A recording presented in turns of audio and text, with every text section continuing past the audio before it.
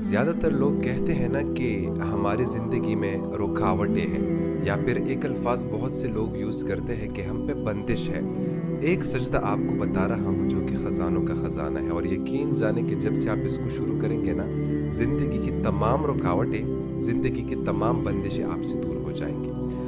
ہر نماز کے بعد جب بھی آپ نماز پڑھ لی، کمپلیٹ کر لینا، آپ سجدے میں جائیں اور 21 مرتبہ